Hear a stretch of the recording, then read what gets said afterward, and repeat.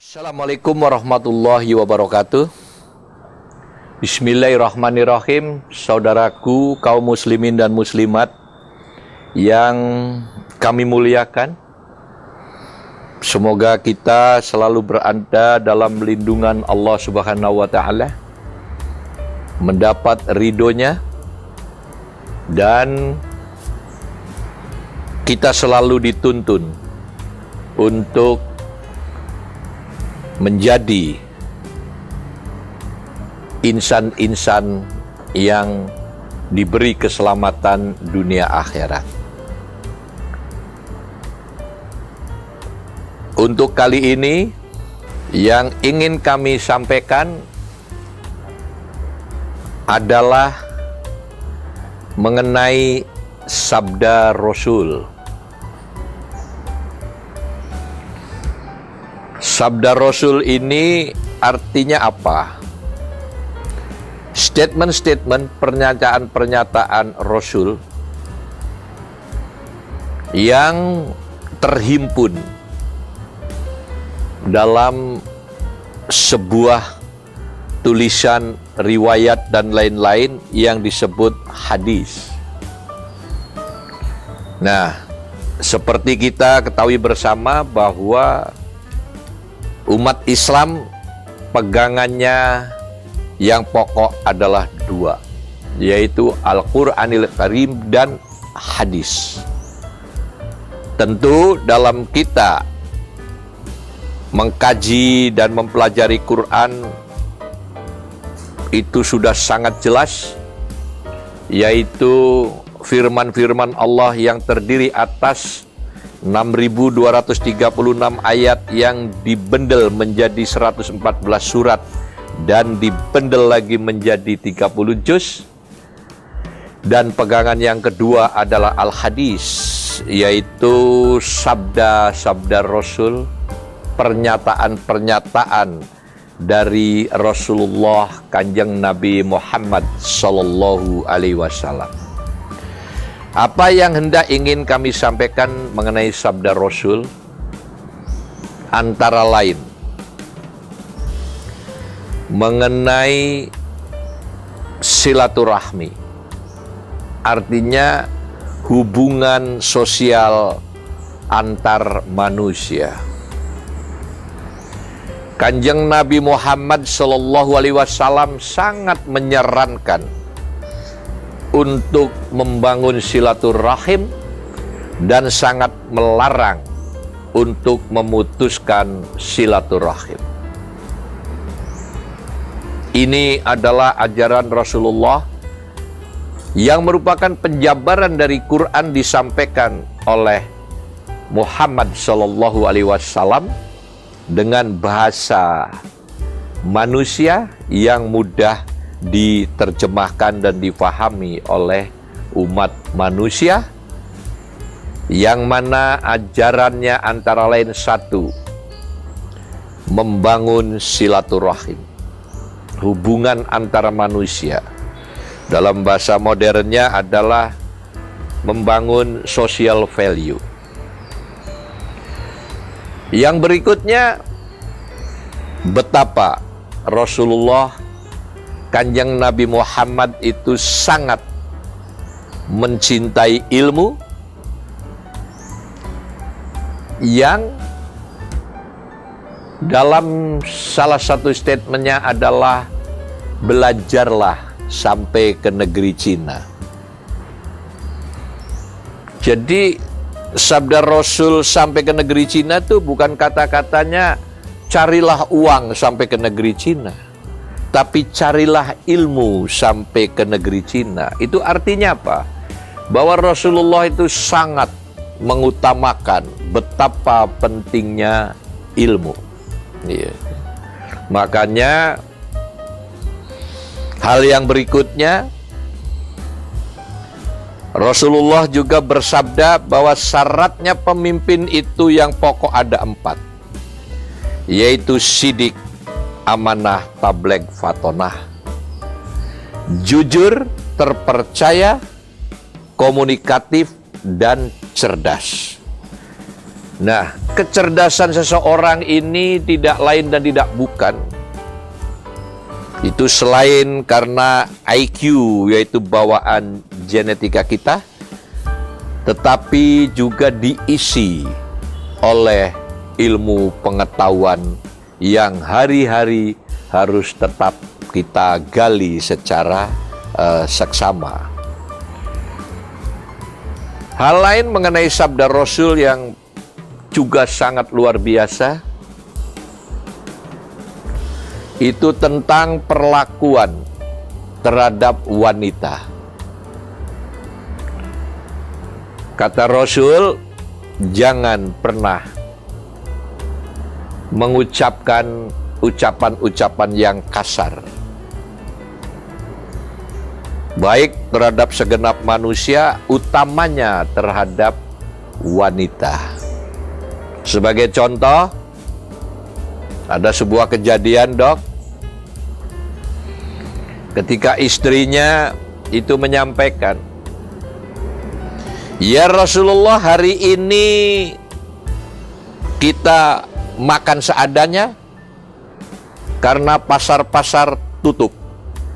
Jadi tidak ada lauk pauk yang saya bisa beli." Apa respon dari Kanjeng Nabi Muhammad SAW? "Wahai istriku, tidak ada masalah, karena kebetulan hari ini saya berpuasa." Padahal niatnya Rasul hari itu mau berpuasa, tetapi karena istri tercintanya mengatakan bahwa hari ini tidak ada makanan, supaya istrinya tidak kecewa, maka Rasul meresponnya dengan mengatakan, "Tidak ada masalah istriku, karena kebetulan hari ini berpuasa." Padahal niatnya tidak berpuasa, tapi atas nama menjaga perasaan istrinya, maka beliau menyampaikan bahwa hari ini saya tidak berpuasa. Hari ini saya berpuasa. Sebaliknya, ketika Siti Khadijah mengatakan, "Ya Rasulullah, hari ini kita bisa makan besar, karena alhamdulillah ada rezeki dan toko-toko pasar-pasar juga pada buka. Jadi hari ini kita makan besar." Apa jawab Rasulullah? "Alhamdulillah istriku, hari ini aku tidak berpuasa." Padahal tadinya niatnya mau berpuasa, tapi lagi-lagi supaya tidak mengecewakan istrinya, Rasul menyambutnya, meresponnya dengan kata-kata yang, "Alhamdulillah, hari ini saya tidak berpuasa." Jadi dari kejadian yang pertama tentang tutup, tidak bukanya pasar dan toko sehingga tidak ada makanan, Rasul meresponnya dengan mengatakan, "Aku berpuasa." Dan kejadian yang kedua ketika Siti Khadijah mengatakan bahwa hari ini kita bisa makan besar karena banyak makanan, Rasul meresponnya, "Alhamdulillah, karena saya hari ini tidak berpuasa," padahal niatnya mau berpuasa. Nah, kedua respon dari kejadian itu dari Kanjeng Nabi Muhammad SAW tidak lain dan tidak bukan, tujuannya adalah menjaga perasaan wanita, apalagi ini adalah istri tercintanya, sehingga Kanjeng Nabi Muhammad SAW dalam tabiatnya menjaga sesama manusia, baik melalui tindak tanduknya maupun melalui ucapannya, itu sungguh sangat sempurna. Dan itulah sebabnya Rasulullah adalah sosok teladan yang sempurna. Bahkan ada pula kejadian katanya, pernah ada tulisan Dok,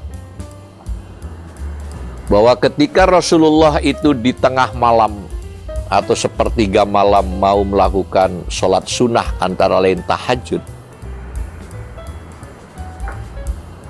itu minta izin dulu ke istrinya.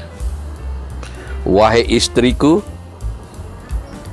berkenankah jika aku bertahajud? Kata istrinya, mangga, karena itu adalah sesuatu yang sangat bagus. Tapi paling tidak Rasul sadar bahwa malam itu adalah malam untuk atau waktu untuk istrinya. Demikian santun dan tertibnya Kanjeng Nabi Muhammad SAW dalam bertindak tanduk, bertutur kata, dan lain sebagainya. Makanya, saudara-saudaraku yang kami muliakan, kenapa kita itu harus mengucapkan sholawat? Apa itu artinya sholawat? Yang statementnya Allahumma sholli ala Muhammad wa ala ali Muhammad. Kita memohon kepada Allah untuk diberikan keselamatan kepada Kanjeng Nabi Muhammad Sallallahu Alaihi Wasallam. Padahal Kanjeng Nabi Muhammad sudah dijamin keselamatannya oleh Allah Subhanahu wa Ta'ala. Tetapi kenapa kita harus bersolawat? Ada dua makna solawat ternyata Dok. Yang pertama, solawat kita sebagai bentuk balas jasa kepada Rasulullah. Karena kalau kita mau membalas budi jasanya Rasulullah dengan 70 gunung emas pun tidak akan terbayar. Karena saking besarnya jasa Rasulullah Muhammad Sallallahu Alaihi Wasallam. Jadi kita membalasnya dengan apa? Dengan mengucapkan sholawat, hanya memintakan kepada Allah untuk diberikan keselamatan kepada Kanjeng Nabi. Itulah makna sholawat yang pertama Dok. Jadi kalau kita tidak bisa membalas budi langsung, kita cukup memintakan kepada Allah untuk memberi sesuatu kepada Rasulullah. Jadi saya ulangi, makna pertama dari sholawat adalah sebagai bentuk balas budi. Makna yang kedua adalah syafaat. Ibarat Nabi itu amal dan segala macamnya udah seperti balong yang sudah penuh.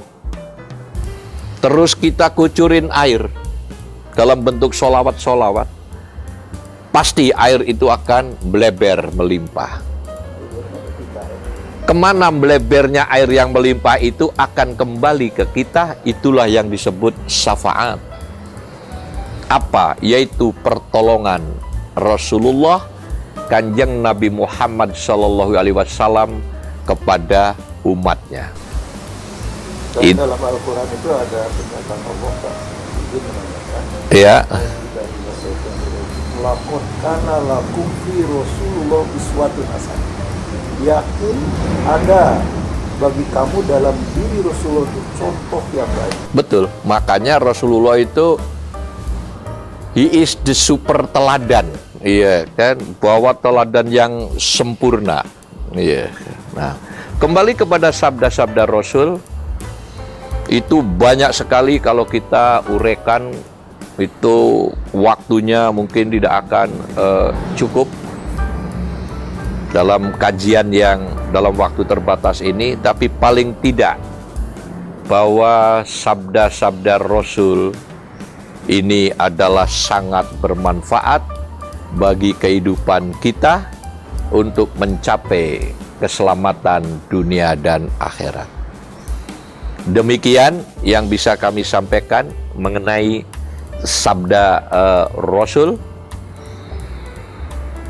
Semoga bermanfaat. Wassalamualaikum warahmatullahi wabarakatuh. Waalaikumsalam.